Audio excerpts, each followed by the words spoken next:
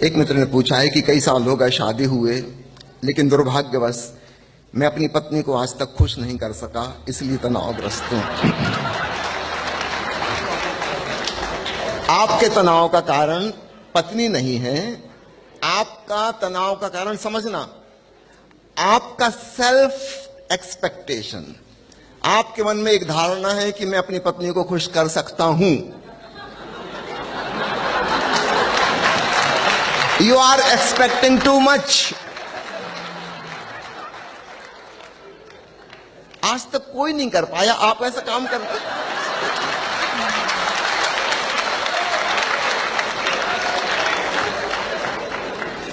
अब देखिए फर्क को समझना, एक है परिस्थिति, एक है आपकी मन स्थिति, है ना। परिस्थिति यह है कि पत्नी खुश नहीं होती, ठीक है।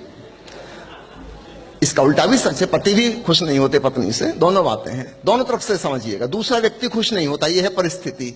मन स्थिति ये हमारा अहंकार है कि हम दूसरे को खुश कर देंगे। कर दो, वो दूसरा भी ठान के बैठा कि करके बताओ।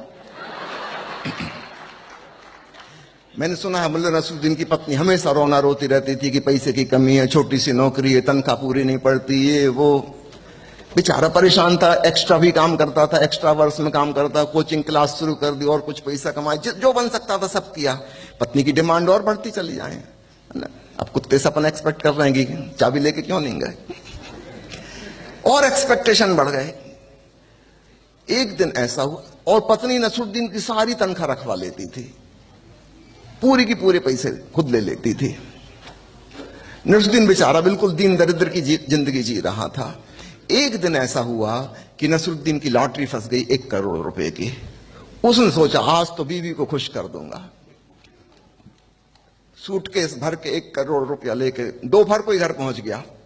दोपहर में वहां तो किटी पार्टी चल रही थी महिलाओं की, और सभी बीवियां अपने अपने शोहर की आलोचनाएं कर रही थी।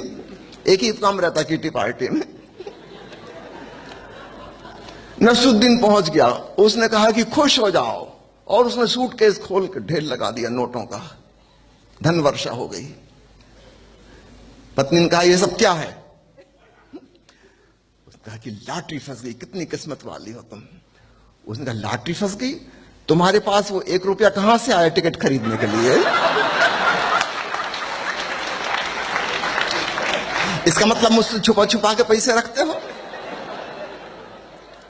झगड़ा शुरू।